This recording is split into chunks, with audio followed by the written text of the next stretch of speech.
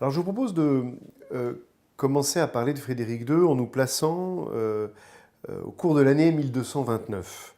À un mois d'écart se déroulent deux scènes tout à fait étonnantes, tout à fait singulières dans l'histoire de ce XIIIe siècle et tout à fait importantes dans l'histoire de cet empereur germanique qu'est Frédéric II de Hohenstaufen.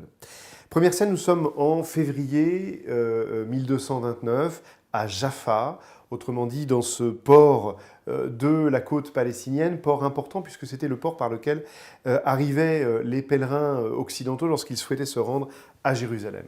C'est à Jaffa que l'empereur Frédéric II négocie et conclut un traité avec le sultan d'Égypte, El-Kamil Muhammad, qui est un descendant de Saladin, qui est son neveu, et qui règne à cette époque sur l'Égypte. C'est l'homme fort du Proche-Orient, l'homme fort de la maison des Ayyoubides, c'est-à-dire un des descendants de Saladin qui se sont partagés son empire en Égypte et en Syrie.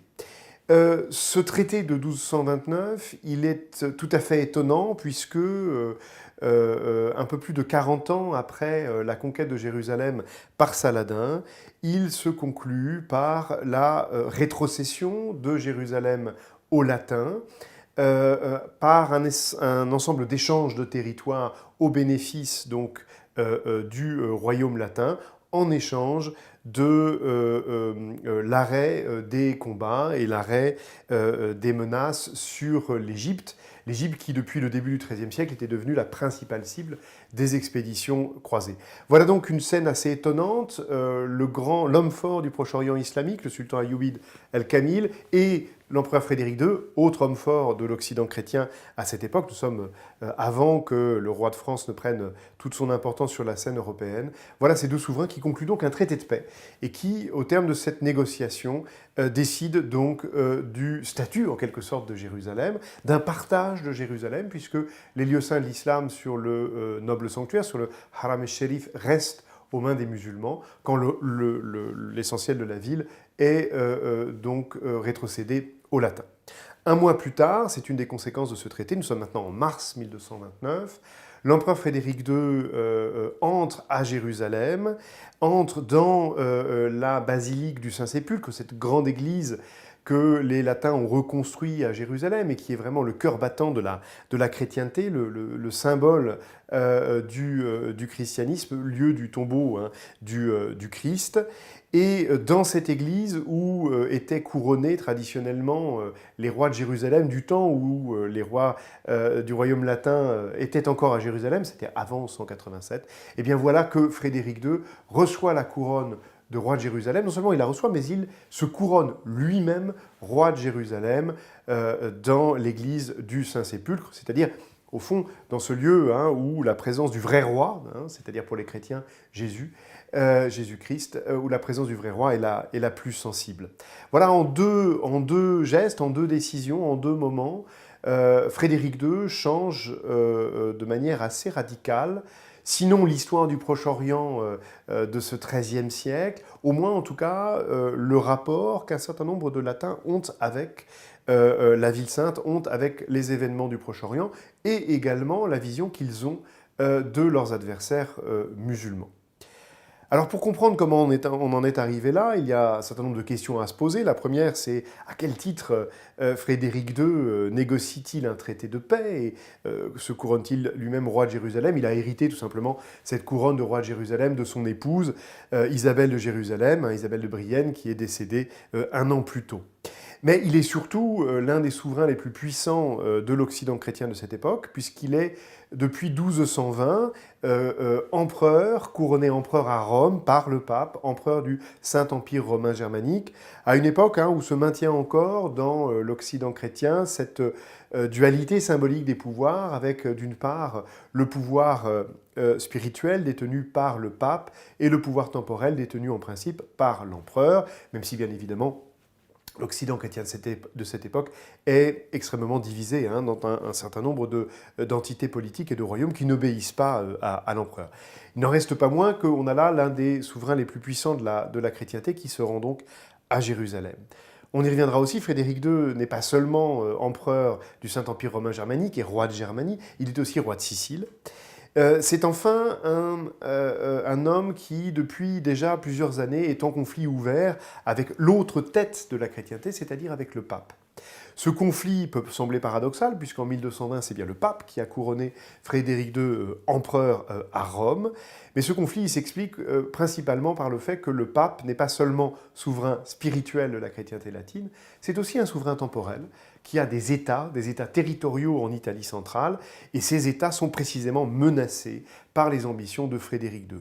Ce conflit entre ces deux têtes de la chrétienté s'est conclu par l'excommunication de l'empereur, c'est-à-dire que le pape l'a condamné à s'exclure de la communauté des chrétiens, ne plus avoir accès à la Sainte Eucharistie, c'est-à-dire à la principale liturgie chrétienne, l'Eucharistie, cette exclusion du corps de la communauté chrétienne de l'empereur, prenant prétexte que l'empereur Frédéric II n'a pas respecté son vœu, le vœu qu'il avait formulé en 1215 de se croiser, de revêtir la croix, c'est-à-dire de partir combattre pour libérer le tombeau du Christ en échange d'une rémission de ses péchés.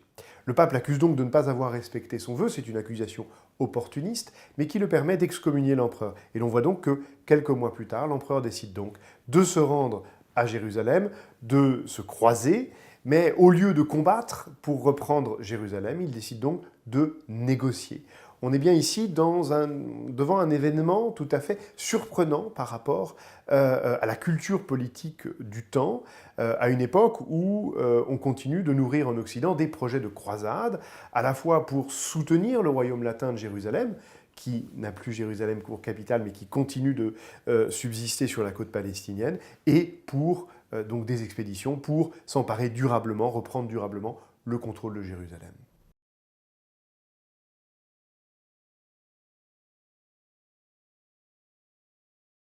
Pour répondre à cette question qui a beaucoup occupé les contemporains de Frédéric II, qui a beaucoup occupé également les auteurs qui ont écrit sur Frédéric II. Frédéric II est, je l'ai dit tout à l'heure, un empereur qui a suscité beaucoup d'opposition et qui, de son vivant même, a suscité une légende noire qui s'est développée après sa mort. Précisément, son rapport à la culture arabe et islamique entre dans cette légende qui est née de son vivant. Alors revenons à Jérusalem, si vous le voulez bien, au mois de mars 1229 pour saisir ce rapport de Frédéric II à la culture arabe et à l'islam. 1229, l'empereur est à Jérusalem pour être couronné, pour se couronner lui-même roi de Jérusalem. Et alors qu'il arrive dans la ville sainte, qu'il y passe une première nuit, il s'étonne au petit matin de ne pas avoir entendu l'appel à la prière, de ne pas avoir entendu l'adhan, preuve qu'il était évidemment familier avec cet aspect important de la vie culturelle et même de la vie sonore des villes du monde islamique. Alors si l'adhan n'a pas retenti ce matin-là à Jérusalem, c'est tout simplement parce que le sultan d'Égypte, qui contrôle à ce moment-là la Palestine, El-Kamil Mohammad, avait par courtoisie à l'égard de son hôte demandé au muezzin du Haram el-Sharif de ne pas lancer l'appel à la prière ce matin-là. Alors, que l'histoire soit véridique ou pas, que cette anecdote soit véridique ou pas, elle a l'intérêt d'illustrer à la fois les rapports de courtoisie que pouvaient entretenir ces deux souverains, rapports de courtoisie qui ont joué un rôle décisif dans la négociation du traité de Jaffa, qui repose très clairement ici sur la connivence, ou en tout cas l'estime mutuelle entre ces deux souverains. Et cette anecdote, qu'elle soit véridique ou pas, elle illustre aussi très bien la maîtrise que l'empereur Frédéric II avait de la culture arabe et de l'islam. Maîtrise qui commence par une maîtrise linguistique. Frédéric II est un homme polyglotte. Il parle bien évidemment le sicilien, à une époque où la langue italienne n'a pas été unifiée. Il parle le sicilien, il parle l'allemand, il parle bien sûr le latin, le grec. Il parle également, et il écrit l'arabe. Il parle et il écrit l'arabe. Alors, on y reviendra, hein, cette culture arabe lui vient de ses années de formation en Sicile. Mais de manière très intéressante, cet intérêt ou ce goût pour la culture arabe et cette connaissance de l'islam l'accompagnent tout au long de sa carrière, tout au long de sa vie, bien au-delà, hein, de ses temps de séjour en Sicile. Alors comment cela se traduit-il? D'abord, on sait que l'empereur a entretenu une correspondance en langue arabe avec des souverains du monde islamique, El-Kamil Muhammad, le sultan d'Égypte, au premier chef, mais après la mort de celui-ci en 1238, avec d'autres souverains au Yémen, au Maghreb. On sait aussi qu'il a entretenu une correspondance en langue arabe avec des savants de langue arabe et en particulier avec un mathématicien juif de Tolède. Nous sommes là dans la péninsule ibérique, Tolède qui est redevenue ou devenue chrétienne à cette date. Frédéric II a donc entretenu une correspondance avec ce mathématicien nommé Judas ben Salomon à Cohen, mathématicien de Tolède qui était lui-même arabophone et écrivait donc sa correspondance en arabe. Au-delà de cet aspect peut-être un peu anecdotique, on sait que l'empereur maîtrisait, connaissait, avait un certain goût pour la poésie arabe, plus largement pour la rhétorique arabe, et surtout, et c'était sans doute ce à quoi cette connaissance de la langue lui donnait accès, surtout une inclination ou un goût important pour les sciences et la philosophie en langue arabe. Et dans la correspondance qu'il entretient avec des souverains ou des savants, reviennent des questions qui sont fondamentalement des questions de philosophie sur l'immortalité de l'âme, sur l'éternité du monde, des questions de philosophie qui, s'il les formule en langue arabe, c'est tout simplement parce que nous sommes au XIIIe siècle, la langue par excellence de communication des sciences et de la philosophie reste encore l'arabe. Nous sommes au moment où les universités occidentales, l'université de Paris au premier chef, continuent de se nourrir de ces traductions des textes scientifiques et philosophiques grecs de l'arabe vers le latin. L'arabe continue d'être cette langue de transmission de la science qui, elle, n'a ni langue ni religion comme on le sait. Alors, cet intérêt, ce goût, cette connaissance pour la culture arabe et islamique, elle accompagne aussi Frédéric II tout au long de sa vie, à travers son entourage, à travers également son administration. On sait qu'il avait à son service un certain nombre de secrétaires et de scribes arabophones, certains musulmans, d'ailleurs souvent des captifs, des esclaves. On est là dans une structure du pouvoir qui est d'ailleurs typiquement islamique, d'avoir à sa cour des esclaves choisis pour leurs compétences. Et puis aussi donc des savants qui le suivent, qui l'entourent et qui l'accompagnent dans ses déplacements. Alors on notera cependant que parmi ces savants de culture arabe qui l'accompagnent, on ne rencontre pas de savants musulmans, à une exception près, un mathématicien qu'il avait rejoint pendant son court séjour en Palestine. Ce sont donc des savants chrétiens ou juifs de langue arabe qui, comme un célèbre Théodore d'Antioche, ce sont donc ces savants chrétiens ou juifs de langue arabe qui sont les passeurs de science auprès de Frédéric II. Au fond, ce qui prime chez Frédéric II, c'est une arabophilie, c'est-à-dire à une époque où être arabe, c'est être de culture arabe, il n'y a pas d'autre identité en ce Moyen-Âge central que celle de la culture arabe.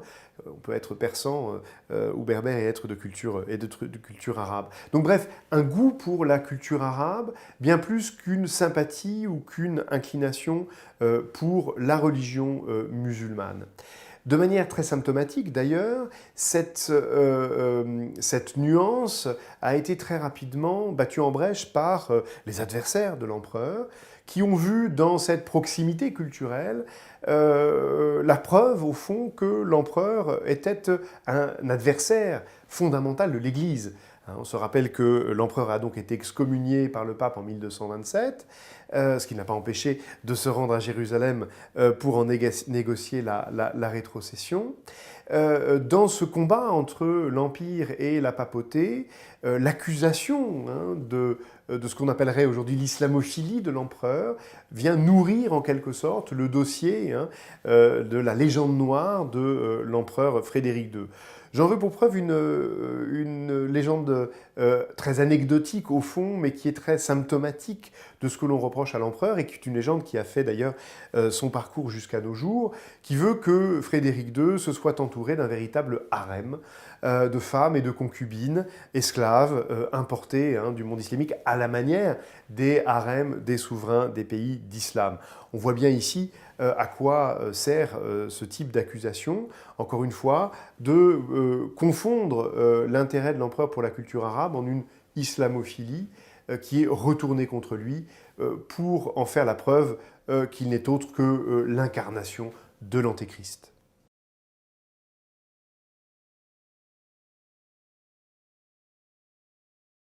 Alors Frédéric II est l'héritier de beaucoup de choses. Il est l'héritier, entre autres, de ce trône de Sicile et, à travers lui, d'un héritage politique forgé par les rois normands de Sicile. Alors, parler de rois normands en Sicile suppose évidemment quelques mots d'explication. D'abord, il faut rappeler que la Sicile, qui faisait partie de l'Empire byzantin, a été conquise par les Arabes à partir des années 820, conquête de l'île qui prend place dans un contexte, le IXe siècle, où les grandes conquêtes territoriales de l'Empire islamique se sont arrêtées et où des conquêtes plus ponctuelles prennent le relais. En particulier, les îles de la Méditerranée sont la cible d'entreprises de conquête systématiques. La plus belle de ces conquêtes, c'est la Sicile, que les Arabes achèvent de conquérir à la fin du IXe siècle. Se développe alors en Sicile, en lien étroit avec les pouvoirs de l'Afrique du Nord, une principauté islamique extrêmement prospère, en contact à la fois avec le Maghreb et avec l'Italie. C'est cette principauté dont les Normands, ces hommes du Nord qui se sont installés d'abord dans notre Normandie, puis qui ont poursuivi leur élan guerrier en Méditerranée, c'est cette principauté islamique que les Normands commencent à conquérir à partir de la décennie 1060. Nous sommes à un moment, donc la seconde moitié du XIe siècle, où la chrétienté latine progresse, avance au détriment des pays d'islam, aussi bien dans la péninsule ibérique qu'en Sicile, et puis à la fin du XIe siècle, au Proche-Orient avec la première croisade et la conquête de Jérusalem en 1099. Donc c'est dans ce contexte-là que les Normands, avec l'appui de la papauté, entreprennent de conquérir la Sicile. À la cour des rois normands de la dynastie des Hautes-Villes, ici on voit bien ce que les Normands ont gardé de leur installation en France, précisément la langue française. C'est donc une famille normande de langue française, une aristocratie normande de langue française qui prend la tête de la Sicile.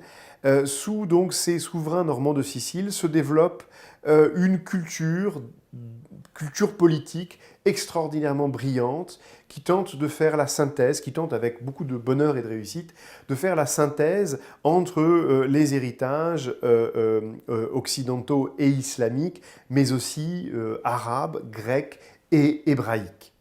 Et c'est de cette synthèse culturelle réussie par les souverains normands de Sicile, et en particulier par celui qui en est sans doute la figure la plus emblématique, le roi Roger II de Sicile.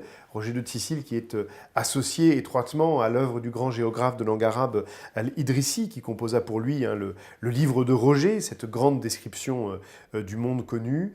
Roger II de Sicile n'est autre que le grand-père maternel de Frédéric II. Frédéric II a donc hérité par sa mère, Constance de Hauteville, du trône de Sicile. Constance de Hauteville qui disparaît prématurément en 1198. Frédéric II n'a à cet âge que 4 ans. Roi de Sicile, il le reste. Il passe d'ailleurs sa prime enfance à Palerme. Et on peut donc considérer que la Sicile a été Palerme et la Sicile et le contexte sicilien ont constitué l'ambiance de la formation intellectuelle de l'empereur Frédéric II. Alors, ne nous trompons pas pour autant d'objets. N'imaginons pas dans cette Sicile du XIIIe siècle, une oasis de paix et d'échanges culturels apaisés. Comme toute terre, elle est l'objet de conflits qui sont fondamentalement des conflits politiques, même s'ils peuvent revêtir évidemment des dimensions culturelles et religieuses. Très concrètement, dans les années 1220, les musulmans de Sicile, qui sont restés nombreux depuis que la Sicile a été conquise par les Normands, depuis plus d'un siècle et demi, les communautés musulmanes de Sicile sont restées nombreuses. Ces communautés se soulèvent contre l'administration de l'empereur Frédéric de Hohenstaufen. Se soulèvent pour des raisons essentiellement d'ordre politique, fiscal, foncière. C'est un soulèvement rural, un soulèvement des communautés rurales, que l'empereur va venir mater, réprimer en personne, en séjournant longuement dans l'île en 1222, puis en 1224. À l'issue de cette répression, les survivants des combats, les musulmans survivants des combats, sont déportés au sud de l'Italie, à Lucera, où une cité est fondée pour les accueillir, mais clairement pour casser les solidarités qui les unissaient avec les terroirs siciliens. Donc n'imaginons pas chez Frédéric II une arabophilie ou une islamophilie qui l'amènerait à considérer ces sujets musulmans comme des sujets privilégiés. Bien au contraire, il leur demande, comme aux autres, une grande obéissance et n'hésite pas à les réprimer violemment si nécessaire. Alors cette répression et puis cette déportation des musulmans de Sicile a pu être interprétée comme la volonté de la part de Frédéric II d'unifier religieusement la Sicile. D'autres historiens ont mis en avant des indices contraires, et en particulier le fait que, dans les années 1230, Frédéric II encourage la venue en Sicile de juifs exilés du Maghreb, ceux qu'on appelle les juifs du Rharb, et qui fuient à la fois des épisodes de famine au Maghreb et puis la politique hostile des Almohades à l'égard des communautés non musulmanes. Donc la Sicile continue sous Frédéric II d'être un foyer de croisements multiculturels et multilinguistiques, où les langues latines, grecques, hébraïques et arabes continuent d'avoir droit de cité, non seulement dans les lettres, mais également dans l'administration.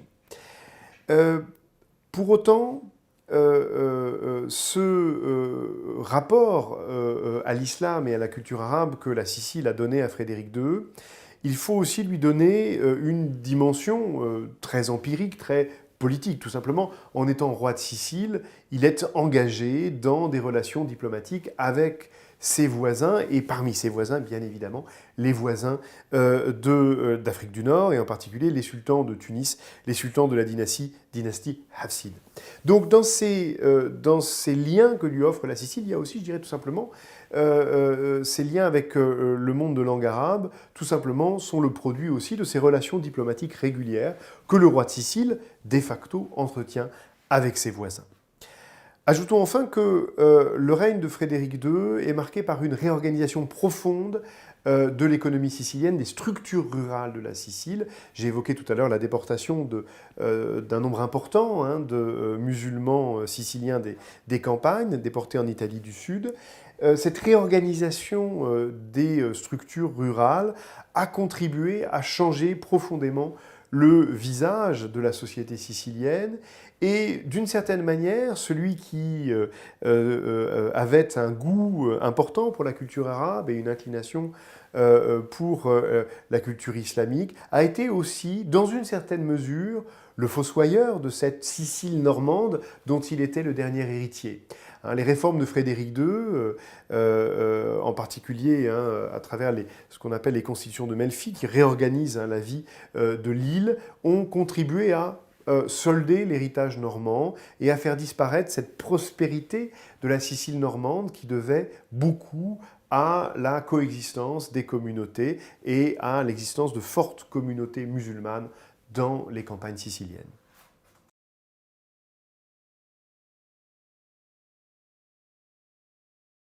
Alors Frédéric II fait partie de ces grands personnages de l'histoire. Les historiens aime de moins en moins parler des grands personnages de l'histoire, mais il faut bien admettre que certains s'imposent, continuent de s'imposer au travail des historiens, et c'est le cas de Frédéric II de Hohenstaufen. Ce grand personnage fait partie de ceux qui ont vraiment dominé l'histoire de l'Occident au XIIIe siècle. On a pu même voir en lui une des premières figures européennes, à la fois hein, par, disons, le nombre de couronnes qu'il réunissait, son propre parcours, hein, et puis comment dirais-je, son plurilinguisme. Alors, Frédéric II l'Européen, sans doute, Frédéric II le Méditerranéen, très certainement. On a là un homme qui incarne sans doute encore mieux le fait qu'au XIIIe siècle, ce qui est central pour le destin de l'Occident, c'est la Méditerranée. Et si on considère aujourd'hui qu'une partie de l'avenir de l'Europe se joue en effet en Méditerranée et se joue en effet dans l'invention d'un nouveau dialogue entre les deux rives de la Méditerranée, alors oui, la figure de Frédéric II peut être convoquée peut être convoqué en raison de son extraordinaire capacité hein, à se projeter sur ces deux rives, à les embrasser dans un seul et même regard, à surtout embrasser l'unité culturelle que offrait encore la Méditerranée au XIIIe siècle, à une époque où la culture circule assez librement d'une langue à l'autre, du grec au latin et de l'arabe au latin.